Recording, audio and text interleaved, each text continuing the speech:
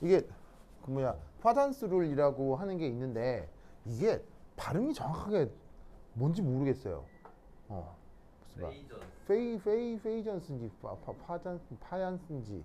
파자는 뭔가 발음이 안 좋은 그런가요? 아니 이게 내가 그 뭐야 이걸 안지도 30년이 넘는데 저 정확한 발음에 대해서 한 번도 찾아본 적이 없어가지고 이 기회에 한번 기회가 나면 찾아보도록 할게요. 어쨌건 이제 요 F룰. 자, 얘는 이제 뭐냐면 우선 얘를 어디에 적용하는지를 알아야 돼요. 자, 어디에 적용을 하냐면 우선적으로다가 얘는 이온 결합 물질이어야 해요. 그래서 이제 이온 결합 물질인 고체. 그런데 이 이온 결합이 어떤 정도의 속성으로 나타나느냐? 확실히 50% 이상으로 이제 거시적으로 대부분의 성격은 다 이온 결합적 성격이라고 봐야 해요. 그런데 이때 거기에 뭐가 섞여 있냐면 공유 결합성이 살짝 섞여 있을 수 있는데 이게 이제 예를 들면은 우리가 아주 유명한 이온 결합 물질이라고 들 수 있는 NaCl. 자, NaCl 보이죠? NaCl. 자, 이 NaCl이 우리가 몇 플러스 몇 마이너스라고 해요? NaCl이라고 쓰면 몇 플러스 몇 마이너스라고 해요? 1 플러스 1 마이너스잖아요. 그러면 1 플러스가 되면 전자를 몇 개 잃은 거예요? 정확하게 한 개 잃은 거고 1 마이너스면 정확하게 한 개 받아들인 거잖아요. 이럴 때가 NaCl의 이온 결합성이 100%라고 얘기하는 거예요. 그런데 사실 NaCl의 실제 모델은 이와는 좀 달라요. 실제는 어떠냐면 NaCl이 실제로는 0.8 플러스예요. 염소는 0.2 마이너스, 0.8 마이너스예요. 실제로는 전자가 완벽하게 이동하는 게 아니고 0.8개 정도만 이동하고 그러면 나머지 0.2개는 뭐 하고 있겠어요? 서로 공유 결합을 이루고 있는 거예요. 알겠죠? 실제 구조는 그래요. 그래서 NaCl의 실제 구조에서는 이온성이 80%고 나머지 20%는 공유 결합성이라고 얘기를 하는 거예요. 이것이 사실 그 NaCl이라고 하는 물질의 실제 속성이에요. 하지만 이런 식으로 그 물질들의 이온성 결합 공유성을 개별적으로 다 따로따로 세분화하기에는 너무 뭐가 복잡하고 뭐가 많을 거 아니에요. 그래서 그냥 이온성이 50%가 넘으면 그냥 이온 결합 물질이다 라고 얘기를 하는 거예요. 그래서 어떻게 되냐면 NaCl은 우리가 아주 그 대표적인 무슨 결합 물질이라고 생각해요? 이온 결합 물질이라고 생각을 하죠. 그래서 이제 그것을 얘기해 주는 게 바로 이온성이며 공유성이다 라는 거예요. 알겠죠? 그래서 이 F룰은 어디에 적용하는 거냐면 기본적으로는 이온 결합 물질인 거예요. 알겠죠? 이온 결합 물질이라는 말은 이온성이 몇 프로 이상? 이온성이 50%가 넘는 그런 물질에 적용하는 룰이 F룰이에요. 알겠죠? 그러면 적용해서 뭘 알아보기 위한 거냐? 거기서 나타나는 마이너하게 보이는 그 공유성을 예측하고 생각해 보는 룰이 바로 F룰이에요. 알겠죠? 그러면 이 공유결합성이 나타나면 어떻게 되느냐? 놀라웠게도 그 공유결합성 덕에 그 이온결합 물질의 성격이 아주 많이 달라질 수 있어요. 그러니까 예를 들면은 NaCl 같은 경우는 이온성이 80% 20%죠. 근데 또 다른 이온결합 물질은 70% 30%일 수도 있고 또 다른 놈은 6대 4일 수도 있고 뭐 이럴 수 있잖아요. 그럼 이런 식으로 공유성이 이온결합성보다 작긴 하지만 작아도 그 나타나는 비율이 물질마다 다르겠죠. 그러면 그 공유성에 따라 그 이온결합 물질의 성격이 변화하고 그것을 예측하거나 설명하는 룰을 뭉뚱그려 F룰이라고 하는 거예요. 알겠죠? 아시겠습니까?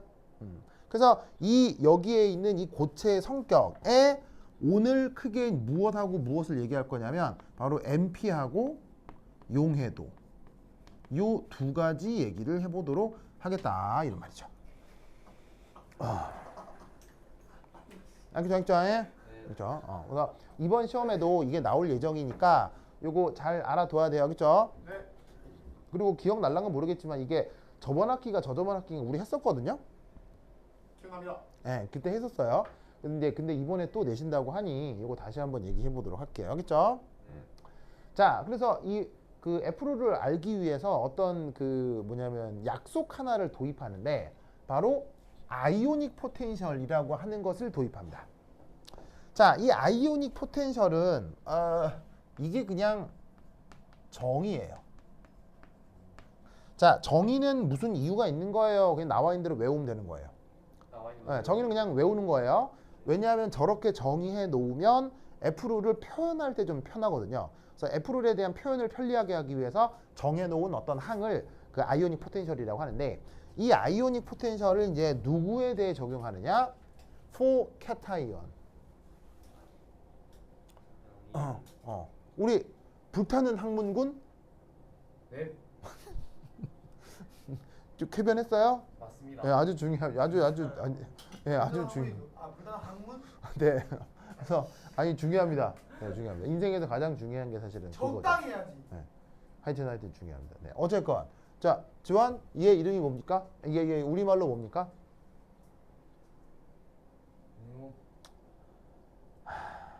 이거 봐. 저쪽에서 하고 있는 유기화학 강의를 지금 안 보고 있다는 거지. 카본 케타이온, 비슷해. 탄소 양이온, 우리말로? 양이온. 그렇지. 양이온 되겠습니다.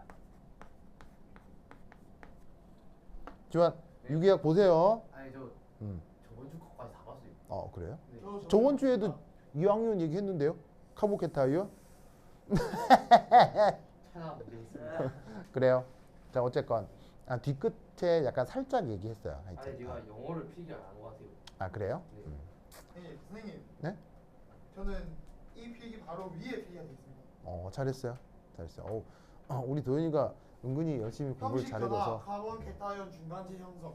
그래요. 잘했어요. 그래서 케타이온이 우리말로 번역하면 양이온이거든요. 그래서 지금 언급하려고 하고 있는 아이오닉 포텐셜은 양이온에 대해서 표현해주고 있는 거예요. 알겠죠? 네. 그러면 이때 이 정의가 뭐냐? Z 플러스 나누기 R 플러스거든요. 이 각각 뭐냐? 얘는 양이온가예요. 그러니까 예를 들어서 NaCl에서는 Z 플러스를 얼마로 두란 얘기예요. 예를 들어 얘 같은 경우는 여기다가 1 이렇게 쓰라 이런 얘기예요. 뭔 뜻인지 아시겠죠? 네.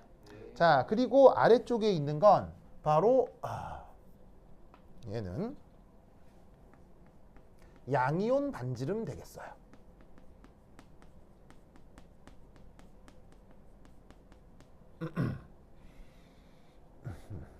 싫어요. 그래서 이렇게 정의된 걸 우리가 뭐라고 부른다? 아이오닉 포텐셜이라고 합니다. 그리고 아이오닉 포텐셜은 양이온에 대해서 주로 언급하는 어떤 약속이다 이렇게 생각을 하시면 됩니다. 알겠죠? 네. 그래서 이게 아이오닉 포텐셜이라는 말만 알아두시고 뒤에서 어떻게 써먹는지는 뒤에서 다시 한번 얘기를 할게요. 자, 그 다음 여기서 또 이제 중요한 표현이 하나가 있는데 바로 분극화. 보이세요? 분극화? 이 분극화를 영어로 뭐라고 표현하냐면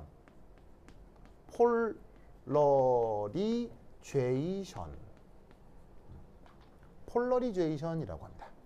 그런 식으로 하지 마세요. 그래서 그걸 우리말 번역으로다가 분극화 이렇게 표현한 거예요. 알겠죠? 자, 이 분극화는 뭐냐면 바로 이거예요. 외부 요인에 의해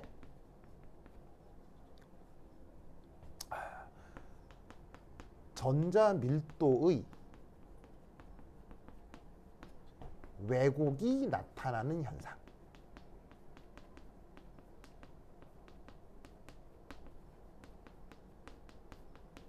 요것을 우리말로 분극화, 영어 표현으로는 폴러리제이션이라고 합니다.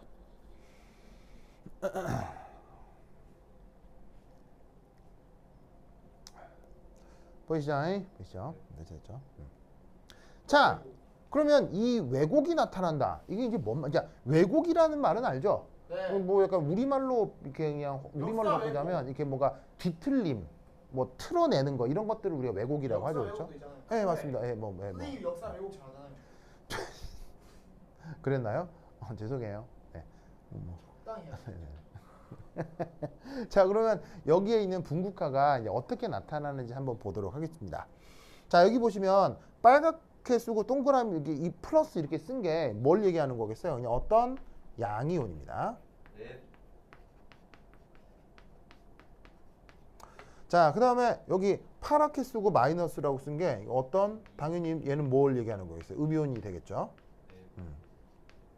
음이온을 영어로? 음이온을 영어로? 음이온을 영어로 뭐라고 한다고요? 애니온. 애나이온이라고 합니다. 그래서 양이온은 뭐라고요? 케타이온. 케타이온, 음이온은 애나이온. 왜요? 네. 왜요? 유기 개념을 뭐냐면 이해할 때 이런 말들을 쓰기 때문에 알아두셔야 개념을 빨리 받아들일 수 있습니다. 오케이. 자, 그래서 얘는 그냥 어떤 양이온을 이렇게 동그라미로 그렸고요. 어떤 음이온을 또 동그라미로 그렸어요. 무슨 말인지 알겠죠? 자, 그런데 이때 이 둘이가 이 상태에서 점점 가까워진다고 합시다. 그러면 어떻게 되냐면, 자, 여기 보시면 동그랗게 그린 게 여기 이제 전자 구름 모델이거든요. 지환이 게임해요. 뭐라고요? 쌤 게임해요. 알았어요. 쌤, 네. 무슨 게임을 하시는 겁니까? 루피 게임 하시는 거예요? 허허, 진짜. 그러면 쌤도 저기 도현이 게임 하는지 감시 좀 해줘요. 쌤 야동 봐요. 알겠죠? 야구를 본다고요? 야동 봐 보세요. 야동을 본다고요? 네. 뭔 야동을 봐, 야동을. 껐다. 응? 볼게요. 뭐? 본 거잖아요.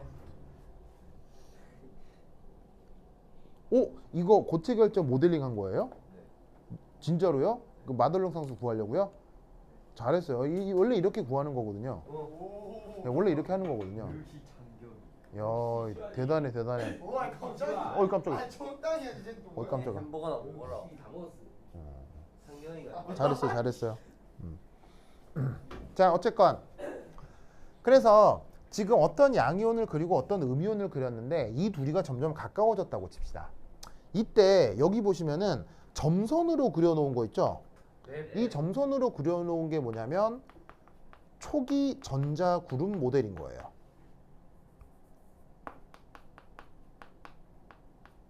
보이시죠? 네. 그런데 이때 여기 양이온이 가까이 접근을 하니까 어떤 일이 벌어지냐면 그 전자 구름 모델이 원래 형태에서 변형이 되었죠. 네. 변형이 되었죠. 이런 상황을 이걸 뭐라고 부른다고? 요런 상황을 분극화. 이걸 분극화라고 하는 거예요. 뭔 말인지 알겠어요? 그러니까 원래 음이온이 가지고 있는 전자 구름 밀도가 있을 건데 양이온이 접근해 오면서 그 전자 구름 밀도에 변형이 생기는 거예요. 무슨 뜻인지 아시겠죠? 자, 이런 변형은 왜 생기느냐? 바로 정전기적 인력 때문에 생기는 거죠.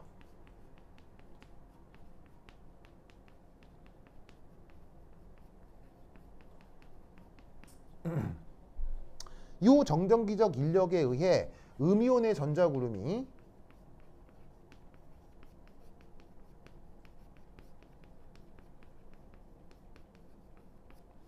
바로 양이온 쪽으로 끌려 나가는 겁니다. 양이 아마 정신병이야. 당연하지.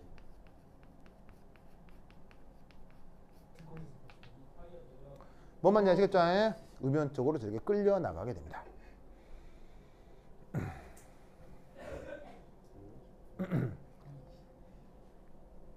야, 문 닫아줘. 보이십니까? 네. 보이죠? 이것도 보이죠? 안 들리나? 그래서 결국에는 어떻게 되기도 하냐면 얘가 극단적일 경우 어떻게 되느냐? 자, 여기 보시면은 이게 원래 양이온이었고요. 그 다음에 이게 원래 음이온의 전자구름이었다 라고 치면 이때 전체적인 전하 밀도가 이제 어떻게 되느냐? 이 상태에서 먹어버리. 이렇게 합쳐져 버리게 되는 거예요. 무슨 말인지 알겠어요? 그래서 이때 어떻게 된다? 이 경우가 바로 극성 공유 결합이 형성되게 되는 거예요.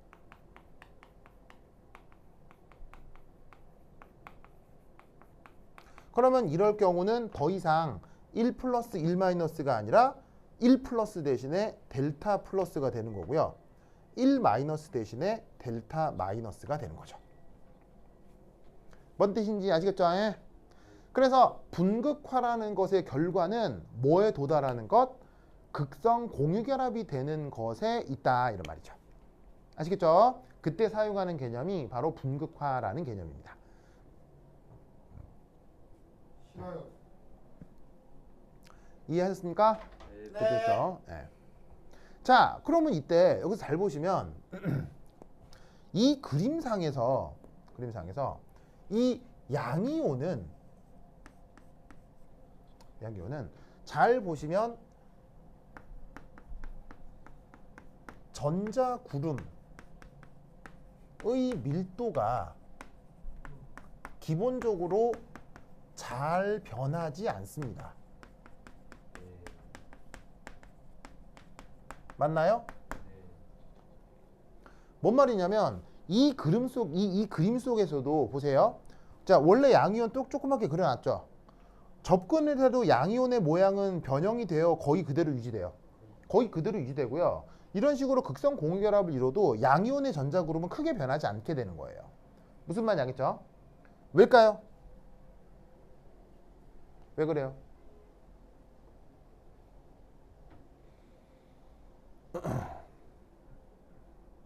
왜 그래요?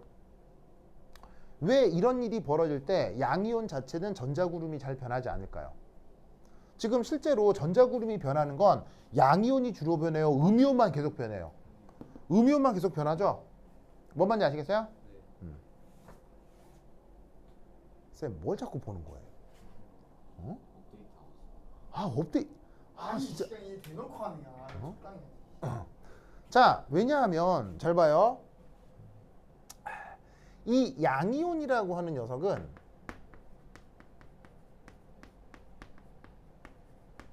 원래부터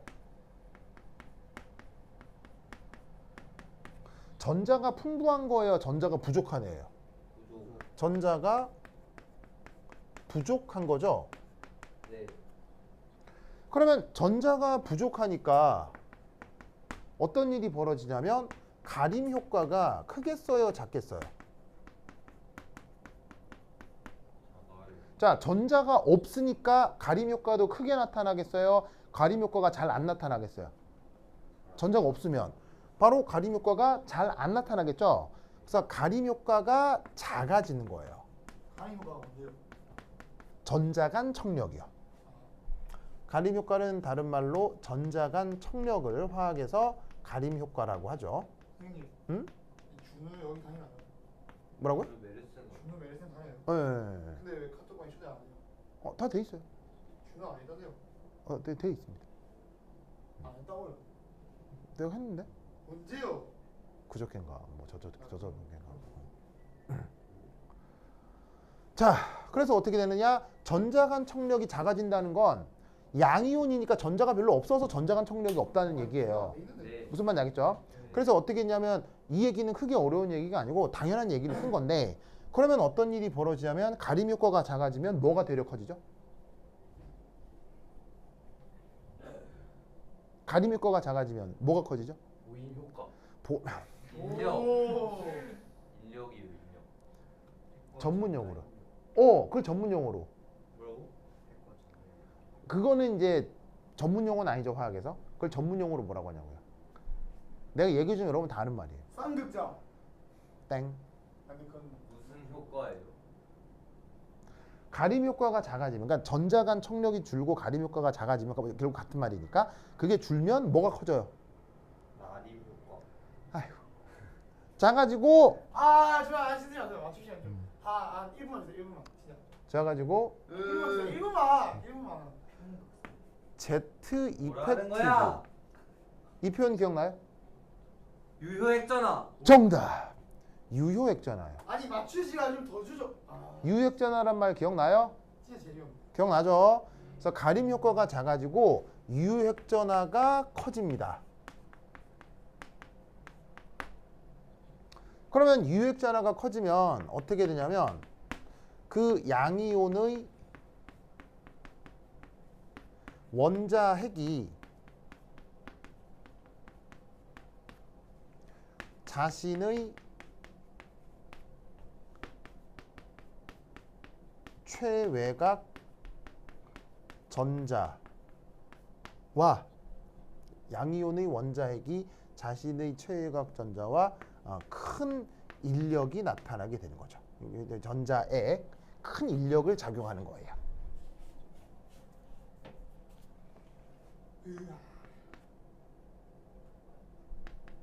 뭐라? 그러니까 결과적으로 어떻게 되냐면 양이온의 최외곽 전자는 외부 영향을 잘 받겠어요? 외부 영향에 둔감하겠어요? 중감. 외부 영향에 영향을 잘 받지 못한다는 얘기예요. 그런데 아까 뭐라고 그랬었냐면 외부적 요인에 따라 전자 밀도가 바뀌는 현상을 무슨 현상이라고 그랬어요? 분극화라고 했죠. 그런데 양이온은 스스로가 자기의 전자들 강력하게 붙들고 있기 때문에 외부 전자에 대해서 전자 밀도 왜곡이 잘 안 일어난다 이런 얘기예요. 뭐 많이 아시겠죠? 네.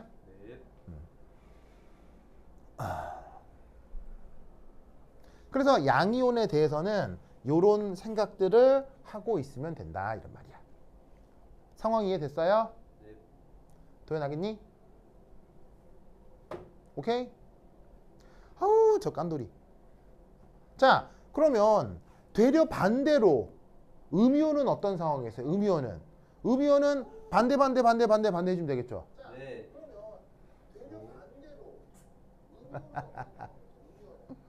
아, 네, 진짜. 자, 어떻게 될 거냐? 음이온은 자, 이 말 설명 그대로 반대로 해봐요. 음이온은 원래부터 전자가 뭐 한 거예요? 음이온은 원래부터 전자가 많은 거죠. 무슨 말인지 알겠어요? 네. 무한으로 안 가야겠다. 아, 나 진짜. 오. 아니 한번 한 개만. 아, 뭘 해요? 한 개만 더 해보시면 안 돼요? 오. 아유, 네, 진짜 정말. 아, 네, 진짜. 아, 정말 이 자, 봅시다. 자, 그럼 음이온에 대한 설명은 반대로 해주면 되겠죠? 그럼 봐봐요. 그럼 음이온은 원래부터 전자가 뭐 한 거예요? 풍부. 전자가 많은 거죠, 그렇죠? 그럼 받아들여야 음이온이 되는 거니까. 그럼 전자가 많으면 유효액전화가 어떻게 되겠어요? 유효액전화 작아지겠죠. 유효액전화 작아지니까 그 음이온의 핵하고 음이온의 최외곽 전자는 인력이 크겠어요, 작겠어요? 작겠죠. 작으니까 외부의 영향에 후딱후딱 반응하겠어요? 잘 매여 있겠어요? 후딱후딱 반응하게 될 거란 얘기죠. 그러니까 외부의 자극 같은 양이온 같은 게 접근하면 음이온의 최외곽 전자가 이렇게 쭉 쏠리게 된다 이런 얘기예요. 무슨 말인지 알겠죠? 그러니까 단어를 쓸 때 어떻게 쓰냐면 양이온이 음이온을 분극화시킨다라고 번역을 하는 게 말을 쓰는 거예요. 무슨 말 알겠습니까? 그래서 이 폴러라이즈라고 하는 단어는 VT 목적어를 갖는 타동사라고요. 무슨 말 알겠어요? 그래서 뜻이 분극화시키다야. 알겠죠? 네. 그러니까 양이온이 음이온을 분극화시키는 거야. 알겠지? 네. 그러니까 수동태로 쓰면 이렇게 쓸 수 있는 거지. 양이온에 의해 음이온이 분극화되었다라고 쓰는 거지. 뭔 말인지 알겠어요? 네. 이거를 문장을 반대로 쓰면 된다 안 된다? 안 반대로 된다. 쓰면 안 된다는 얘기예요. 무슨 말인지 알겠어요? 네. 음이온이 양이온의 전자 밀도를 왜곡하는 일은 아직껏 한 번도 발견된 적이 없어요. 무슨 말인지 알겠어요? 그래서 단어 자체를 이렇게 규정하고 말을 이렇게 쓰는 거라고요. 뭔만 알겠죠? 네. 주변 알겠죠? 네. 좋아. 그럼 쉬었다 할까요? 아니요. 자, 썼죠? 언제 쉴 건데요? 썼죠? 30분에. 자, 그다음 언제 쉴 건데? 여기 준다. 아 언제 쉴 건지 말해보세요. 네, 준다. 줄게요. 네. 자, 으쌰.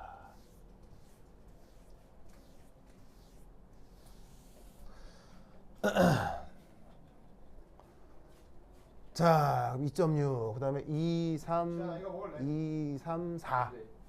쌤이 준 거. 오케이. 그다음에 지환이나. 이따 줄게요.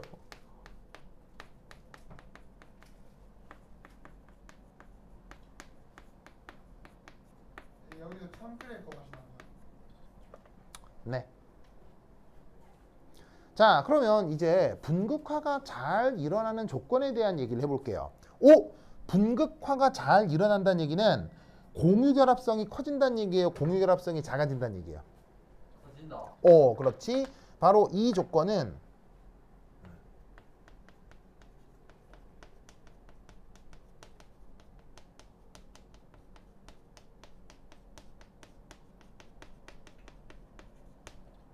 언급하고 있는 이용결합 고체 결정에서 공유결합이 커지는 상황을 언급하고 있는 거예요. 알겠죠?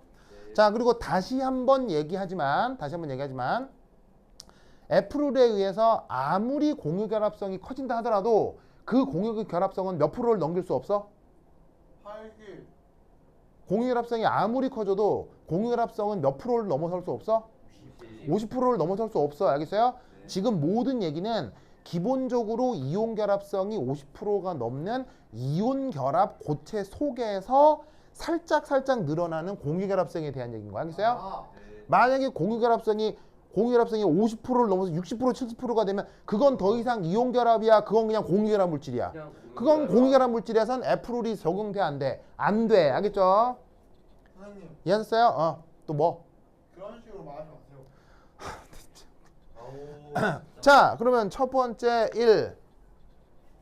어쨌건 분극화가 되려면 주어도 필요하고 목적어도 필요한 거죠. 네. 즉 주어 중에서 분극화에 적합한 놈이 있을 거고 목적어 중에서도 분극화에 적합한 놈이 있을 거 아니야. 네. 그럼 이걸 잘하는 주어가 어떤 놈인지 이게 잘 되는 목적어가 어떤 상황인지를 알아보자 이런 얘기죠. 알겠죠? 자, 그럼 첫 번째 캐타이온의 경우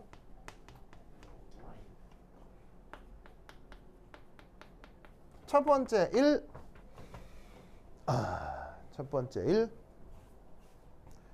파이가 클 경우입니다. 파이가 커야 됩니다. 파이가 크다. 5 파이가 몽미 파이가. 전지름분의 이용값. 바로 요거요. 요거 보이시죠? 요거. 네. 자, 그럼 봐봐. 파이가 크다라는 말의 뜻은 뭐야?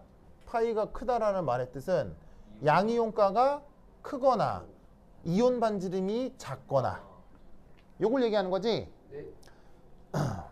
그러면 저게 무슨 의미인 거냐면 바로 주어진 양이온이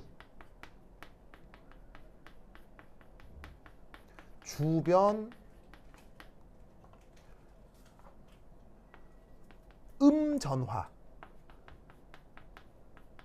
전화와의 쿨롱 인력이 커진다는 얘기겠어요? 작아진다는 얘기겠어요? 주어진 양이온이 주변 전화와의 쿨롱 인력이 커지는 경우가 나타나는 거겠어요? 작아지는 경우가 나타나는 거겠어요? 커집니다. 바로 커지는 경우를 얘기하는 거겠죠? 네. 왜냐하면 자 파이가 크다는 얘기는 양이온가가 1 플러스보다는 2 플러스, 2 플러스보다는 3 플러스를 얘기하는 거 아니에요. 네. 그러면 양이온인데 이온가가 1보다는 2, 2보다는 3으로 갈수록 옆에 음이온이 있으면 인력이 커지겠어요? 작아지겠어요? 당연히 커지겠죠. 무슨 말 알겠죠? 네. 그 다음 두 번째. 자, 양이온 반지름이 작아져요. 양이온 반지름이 작아지면 그만큼 음이온과 가까워질 수 있어요? 더 멀어져요? 더 가까워지니까 인력은 커지겠어요? 작아지겠어요? 커진다 이런 얘기죠. 그래서 사실 여기에 있는 아이오닉 포텐셜은 이렇게 사실은 정한 거라고 했죠. 네. 정한 거지만 사실 그냥 정한 거겠어요. 기존에 사용하던 개념을 살짝 응용하는 거겠어요. 살짝. 기존에 사용하던 개념을 참고할 수밖에 없는 거예요. 네. 그래서 사실 이 아이오닉 포텐셜은 누구를 참고한 것이다? 쿨롱 인력이요.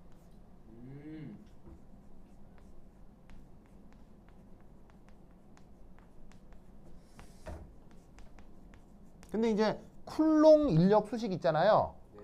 그 전하량 뭐냐면 거리분의 전하량 곱이 이렇게 돼 있는 거. 그 쿨롱 전하량 수식도 수학적으로 증명할 수 있어요. 일종의 가정이에요.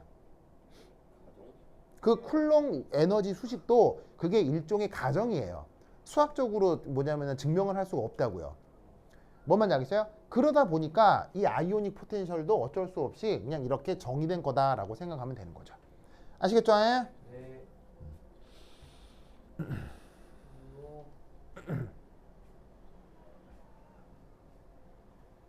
되십니까? 네. 그 다음 두 번째 2.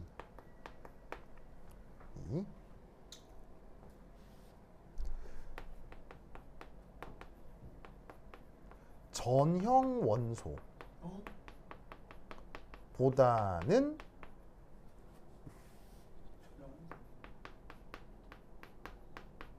전이금속 양이온.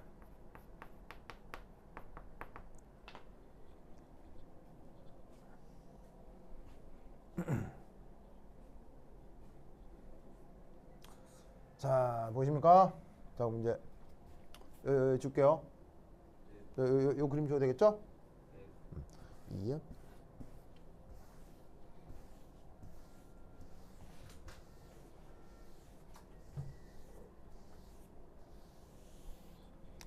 자, 여기 이제 어떤 말이 하나가 나오냐면 전이금속이라는 말이 나오네요. 전이금속.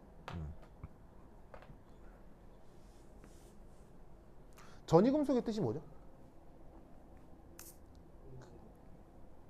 우선 전이금속 영어로. 전이금속 농으로.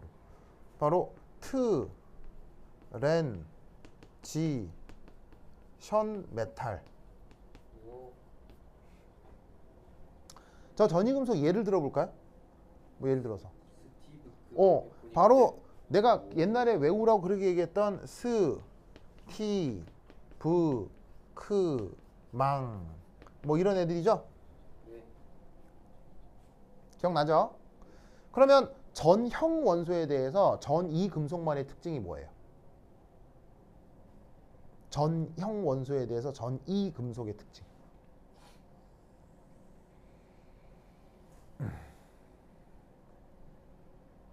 쌤, 뭐예요?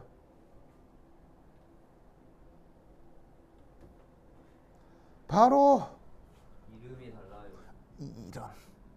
바로 D 오비탈 전자 배치가 나타나는 거죠. 최외곽 오비탈의 전자 배치에 D 오비탈이 포함되는 그런 금속을 전이금속이라고 하죠. D 오비탈이 뭔데요? 그래서 스칸딘 같은 경우는 D 오비탈의 전자 몇 개 차요? D1, D2, 3, 5, 5 이런 식으로 나타나잖아요. 그래서 D1, D2, D3에서 D10까지 D 오비탈은 전자 최대 몇 개까지 채워져요? 10개까지 채워지죠. 네. 무슨 말 알겠죠? 네. 그래서 전형 원소가 아니라 전이 금속이 양이온으로 작용을 하면 그때 뭐가 더 강하게 나타난다? 공유결합성이 더 강하게 나타난다는 얘기예요. 뭐만 알겠어요? 네. 아하. 자, 그러면 이건 왜 그러냐? 바로 이겁니다. S, P에 비해 D, F 전자는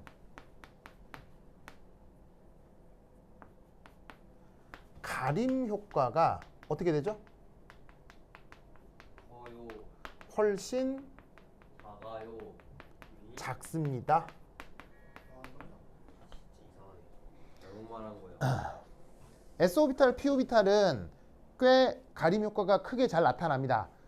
그래서 여러분 가림 효과가 제일 큰 오비탈 전자는 누구 거예요? 가림 효과 제일 큰 거. 가림 효과 1등 오비탈이요. 가림 효과가 가장 큰 오비탈. 아휴, 다 까먹었구나. 정답. 가림 효과가 제일 큰 오비탈. 정답. 뭐? S 오비탈. S 오비탈이잖아요. 왜? S 오비탈은 무슨 뒤에 효과가 잘라서. 있어서? S 오비탈은 무슨 효과가 있다 그래요? 아, 가림 효과. S 오비탈은 무슨 있어, 효과가 이거. 있다 그랬어? 효과? 침투 효과가 있다고 했었죠? 예! 아 맞다. 그래서 침투 효과라는 게 뭐예요? 전자가 핵 가까이 접근을 하는 이런 효과를 침투 효과라고 했었죠. 그래서 S 오비탈은 그 전자가 원자에 가까이 접근할 수 있기 때문에 다른 오비탈에 있는 전자들을 더 강하게 가려줄 수가 있어요. 그래서 침투 효과가 있는 S 오비탈이 뭐냐면 다른 오비탈 전자에 대한 가림 효과가 가장 크다고 한 10번 정도는 얘기했던 것 같아요. 그렇죠? 엄청 많이 나왔었어요. 어쨌건 결론적으로 지금은 DF 전자는 가림 효과가 뭐하다? 작다. 알겠어요? 싫어요. 무슨 말 알겠죠? 네. 그렇다면 전이금속은 뭐예요? 전이금속은 D나 F 오비탈의 전자가 채워진 애들을 전이금속이라고 했죠? 네. 뭐만 알겠어요? 그러면 어떻게 되냐면 전이금속은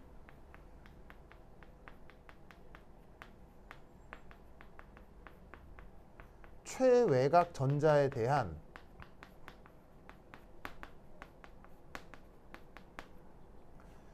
Z 이펙티브. 자, 우리말 번역은 뭐? 유효 핵전화라고 했죠. 유핵전화. 유핵전화 여러 번 얘기했어요. 유핵전화. 네.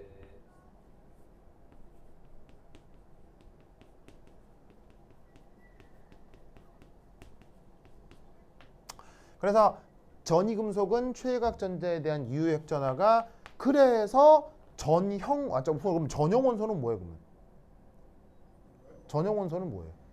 자, 안 보여요. 아니 전형 원소만 보면 전형 원소는 뭐예요? 전형 원소. 모르죠. S랑 P만 있는. 그렇지. 전형 원소는 영어로 뭐라고 해요? 모르죠. 이거 어떻게 알아요? 메인 그룹 알아요. 엘러먼트라고 합니다. 당연히 아, 알지. 그럼 차네. 메인 그룹 엘러먼트라고 하는데 그러면 전형 원소는 어디하고 어디만 전자가 채워지는 녀석이겠어요? S하고 P 오비탈에만 최외곽 전자가 채워지는 애들을 전형 원소라고 한다고요. 그래서 전형 원소는 뭐 SP 최외곽 오비탈이 S하고 P로만 돼 있는 거를 뭐라고? 전형 원소라고 한다고 하겠죠? 깐도 알겠니? 말 걸지 마세요. 아휴. 이게 이번에 자, 나와요? 그러면 그거에 대해서 전이금속은 최외곽 전자에 대한 유효핵전화가 어떻다고요? 크게 나타나겠어요? 작게 나타나겠어요? 여기에 있는 전형 원소보다 크게 나타난다는 얘기예요.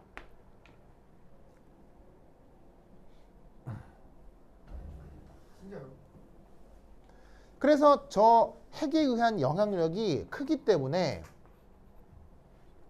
전이금속의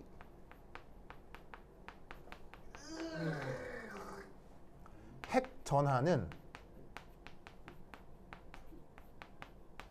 다른 음이온의 전자구름을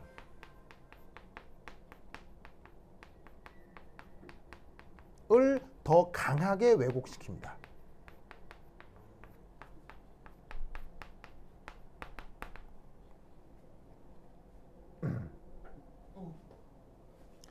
그래서 대표적으로 Ag 플러스 얘 전자 배치가 뭐냐? D10이에요. 요것이 대표적인 녀석입니다. 디테일. 뭐 Ag 플러스도 그렇고요. 그 다음에 구리 플러스도 그렇고요. 그래서 구리 1 플러스 뭐 Ag 플러스 이런 애들이 저 뭐냐면은 그 D10 전자 배치가 나타나는데 뭐 이런 애들이 아주 대표적으로 그 뭐냐면은 그 분극 효과가 아주 강하게 나타나는 녀석들입니다. 뭔 말인지 알겠죠? 저런 애들이 나타나면 공유결합적 성격이 아주 강해진다 이런 얘기죠. 뭔 말인지 아시겠죠? 예? 오케이. 알겠죠? 이 논리를 꼭꼭 기억해 두시기 바랍니다. 오케이. 그러면 80분. 80분 쉬었다 하도록 하겠습니다. 화장실 갔다 오세요. 선생님 스타벅스 사주세요. 선생님 빨리 스타벅스